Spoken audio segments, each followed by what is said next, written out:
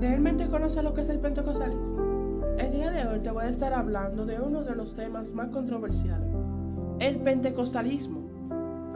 Muchos se preguntan si esta es una doctrina totalmente nueva. El día de hoy te voy a estar hablando de raíces en el fundamento apostólico. Comenzamos. Ok. ¿De dónde viene la terminología pentecostés? Bueno, la palabra pentecostés viene del griego pentecostés, que tiene una K y tiene como una línea. Y básicamente esta terminología que viene del griego, que básicamente viene de también que significa quincuagésimo, que es el día 50. Ahora bien, en el Antiguo Testamento como tal, esta fiesta se celebraba exactamente los días 50 del día después de la Pascua. Ahora, este día era una de las 3 fiestas de la peregrinación. Eran obligatorios según Éxodo capítulo 34, verso 22. Esa era lo que se hacía en Jerusalén como tal. Estaba ahí, se puede explicar también por qué era que había millones de judíos o miles de judíos como tal en de todas las naciones. Esto lo podemos ver en Hechos capítulo 2. Ahora bien, el doble significado para los judíos era que era una fiesta de la primicia, de la cosecha de trigo. Su presentación, esto presentaba los primeros frutos de Dios. Simbólicamente hablando, se puede deducir que los 3.000 personas que se convirtieron en ese día eran personas que eran la primera cosecha de la iglesia que se le entregó a Dios.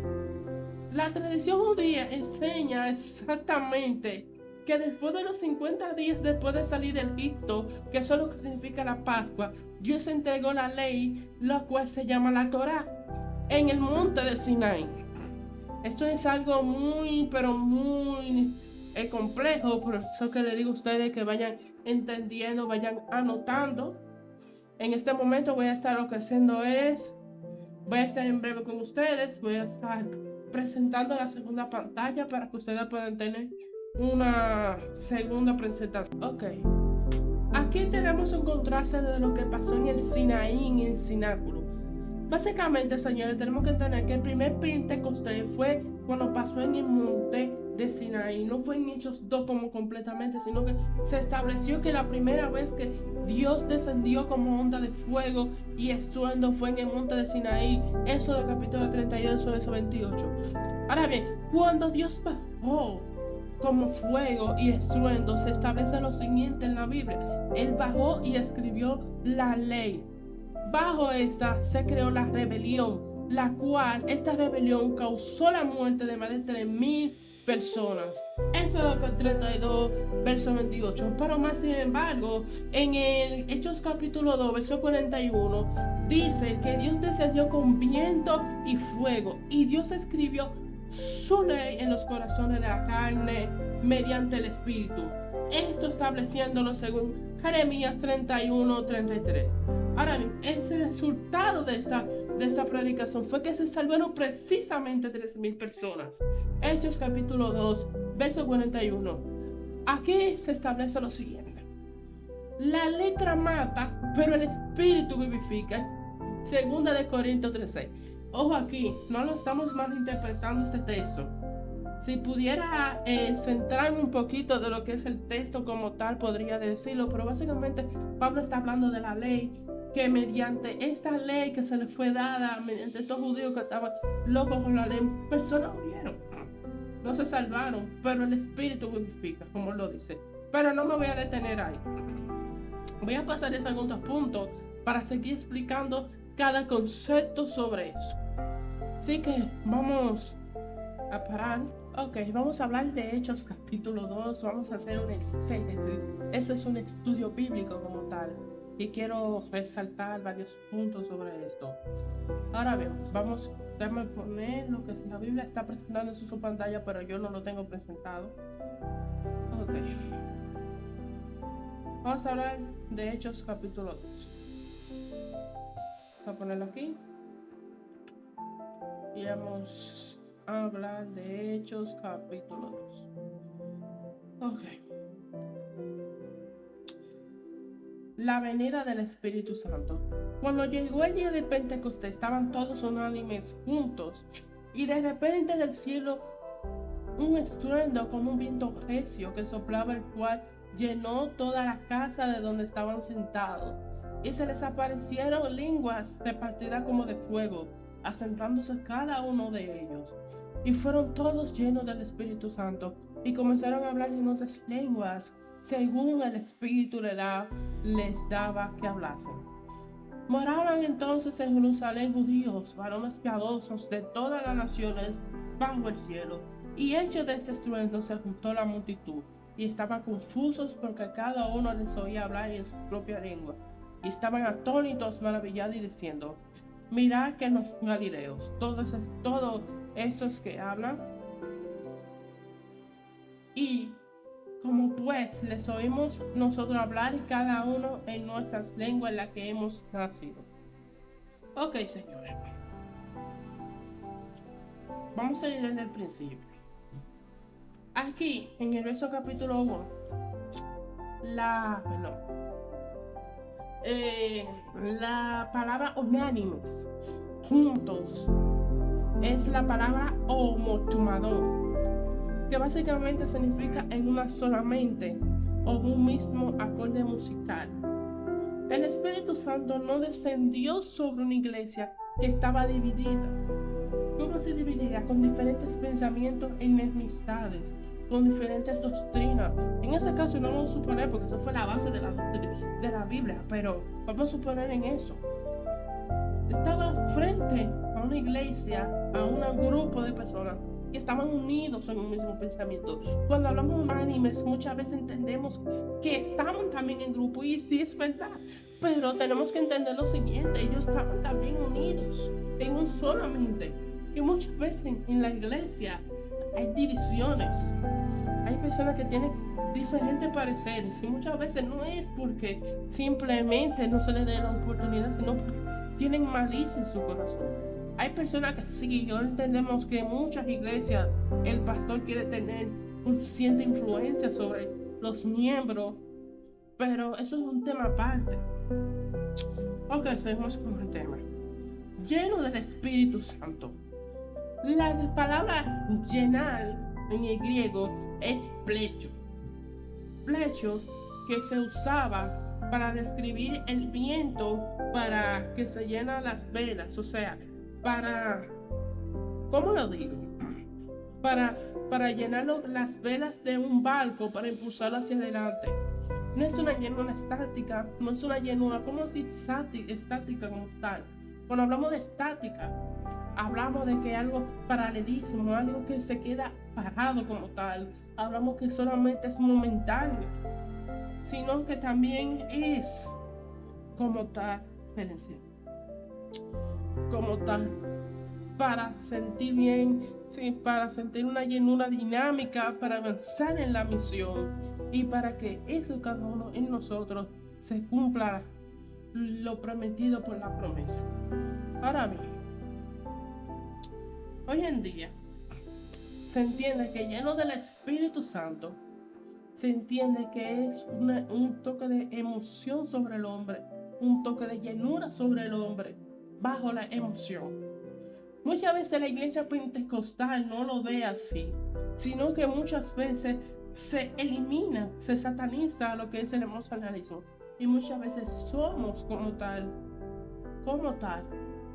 somos víctimas de este emocionalismo. Ahora bien, ¿cómo nosotros podemos como tal nosotros sujetarnos bajo este emocionalismo?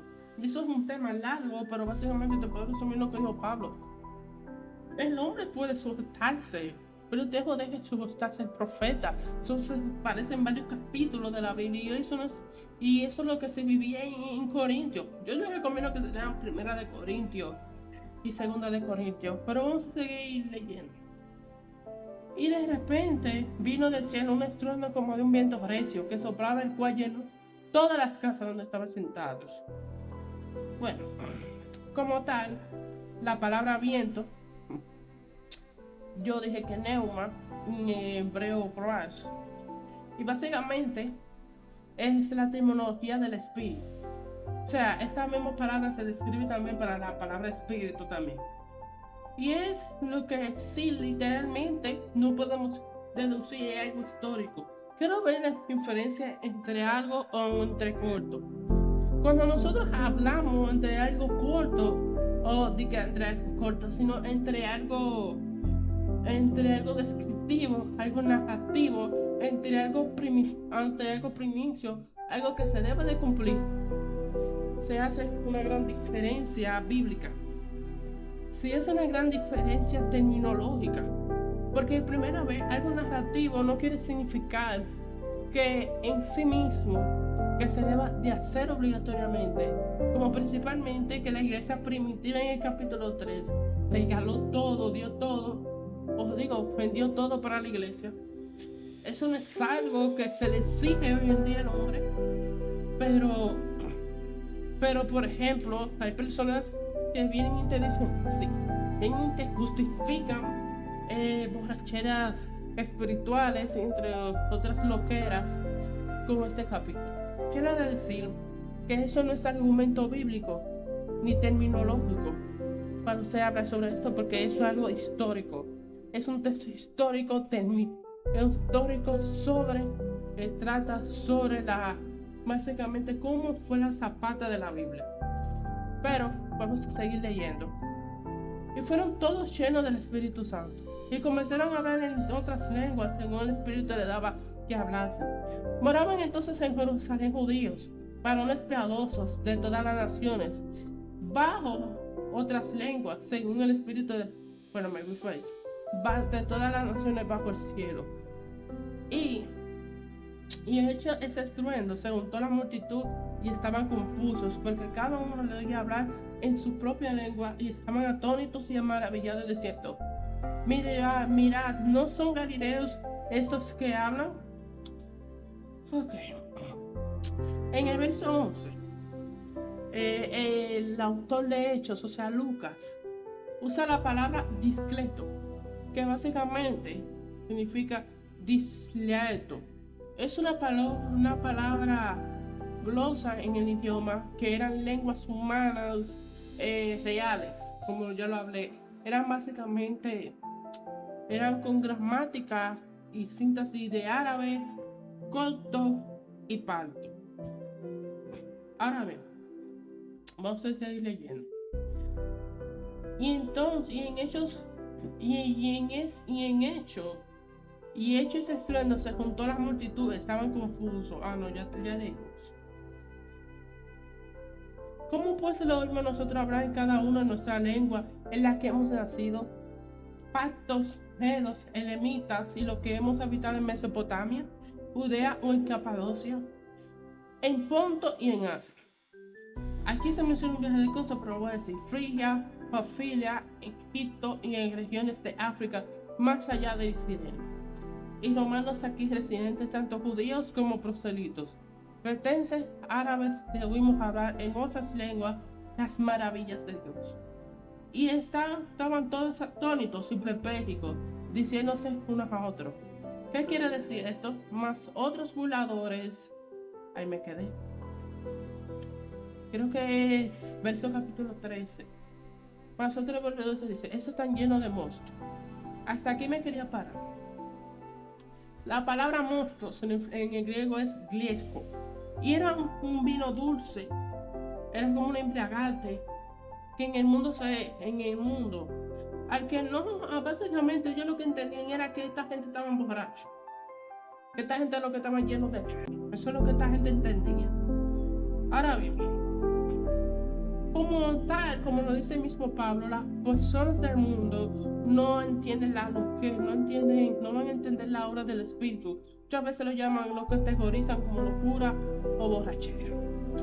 Ahora, quiero terminar aquí en algo, porque quiero dejar el video hasta aquí. No quiero irme en el primer discurso de Pedro. Déjame ver si es un poquito largo. Es muy largo.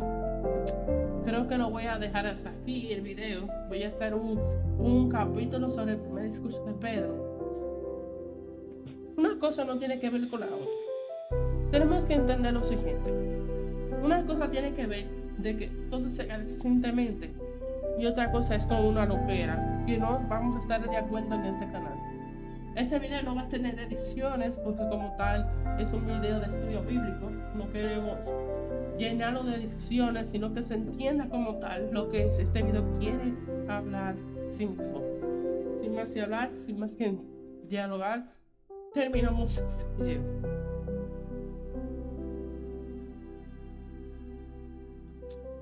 Bueno, yo realmente lo que es la burla del mundo no lo voy a mencionar acá porque yo lo que quiero es hacer una terminología, quiero hacer una exégesis completa de lo que es el tema, pero voy a decirlo completamente. Como tal, señores, lo que Pablo, este misionero, este Pentecostés, fue profetizado por el mismo Jesús. Cuando él dice en Hechos capítulo 1, verso 8, dice, recibiréis poder y me seréis testigos.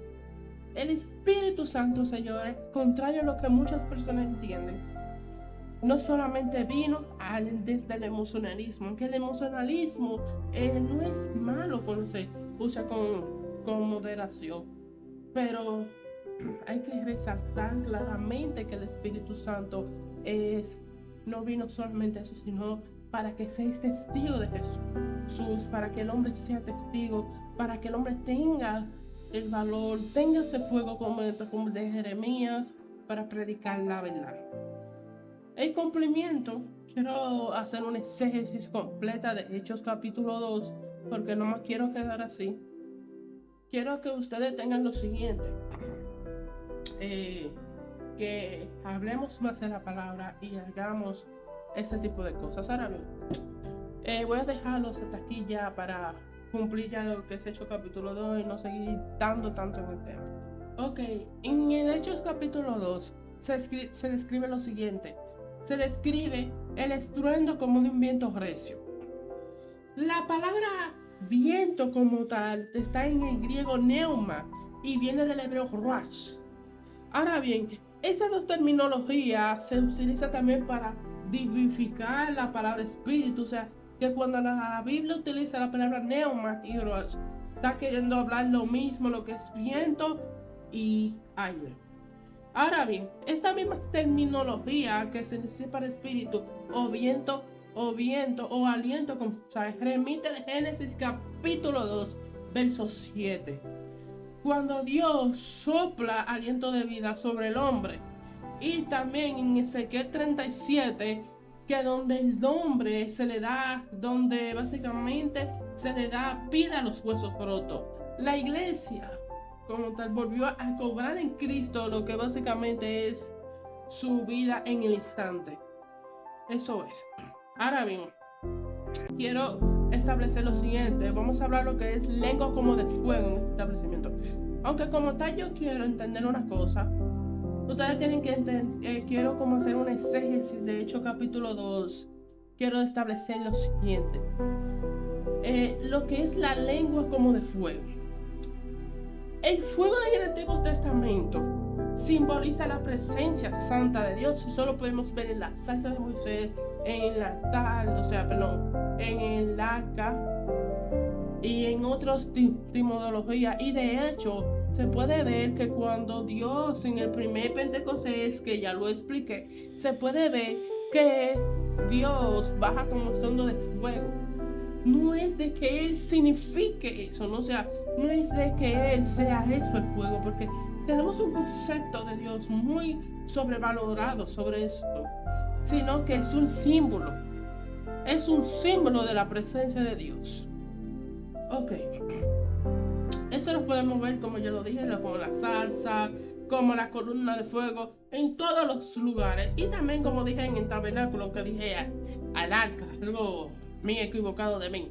Ahora bien, el fuego como tal caía sobre el altar. Eso era algo distinto en el Nuevo Testamento. Entre el Antiguo Testamento y Nuevo Testamento, el fuego caía sobre el altar, no sobre el hombre. algo que se etimología en este capítulo de Hechos. Ahora bien, Dios como tal, en el Pentecostés, el fuego se dividió y reposó sobre cada individuo. La teología lo establece aquí, es algo muy simbólico, algo muy profundo. El hombre no era capaz antes de Cristo soportar el fuego, la presencia de Dios, pero ahora lo tenemos dentro de cada individuo. Cada individuo puede tener hechos. Ahora bien, en 1 Corintios, esto lo dice de que nosotros somos templo del Espíritu. Eso está en 1 Corintios 6:19, vayan a leerlo. Ahora bien, yo quiero establecer lo siguiente. Cuando nosotros hablamos de ese tipo de cosas, tenemos que establecer también lo que es lo siguiente. El hombre, como tal, no tenía la capacidad de resistir la presencia de Dios. Y eso, en la resurrección de Cristo, la muerte y resurrección, el hombre recupera ese condominio entre el hombre, esa enemistad que había entre el hombre y Dios, que era establecido por el pecado, se rompe a través de Cristo.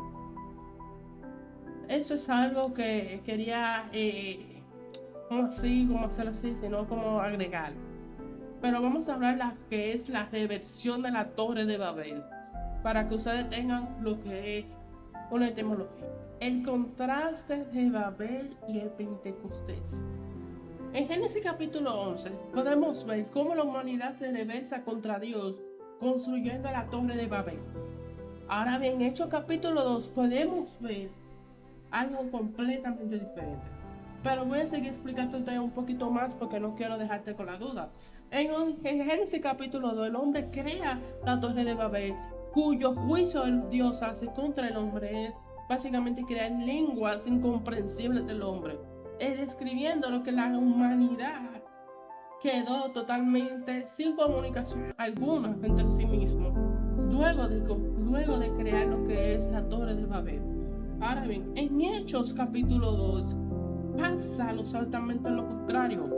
Se crean personas, Dios envía espíritu para que personas de distintas lenguas se entiendan entre sí. Algo completamente contrario a lo que se establece en lo que en Génesis capítulo 11 y Hechos capítulo 2. El milagro, esto porque aquí este milagro que pasó de traducción divina no solamente fue para vivificar, para la creencia de Dios, sino que se creó para la expansión de la iglesia como tal. Ahora bien, aquí voy a hacer un contraste sobre lo que es este tema. Quiero hablar lo que es la xenoglosia. Aquí lo que pasó en Hechos capítulo 2, como muchos pentecostalismos creen, lo que pasó en Hechos capítulo 2 sobre las lenguas que se estaban hablando aquí no eran balbuceos, o sea, pero decidieron que estaban hablando en lengua como tal. Ojo, aquí no remito, no digo de que no se crea, porque el mismo Pablo habla en lengua, pero simplemente lo que se está hablando aquí en este capítulo de la Biblia no es de eso. Se está hablando de lenguas, o sea, comprensibles, idiomas como tal. Eso es la xenogloria. Ahora bien, si no se habían estudiado xenogloria como parto, como también los partos, medos, elamitas, ¿cómo esas personas podían escuchar eso? Simplemente hablando de la presencia de Dios en su idioma maternal. Vamos a pasar al siguiente punto porque este video se puede hacer largo y no podemos hacer tan largo, señores.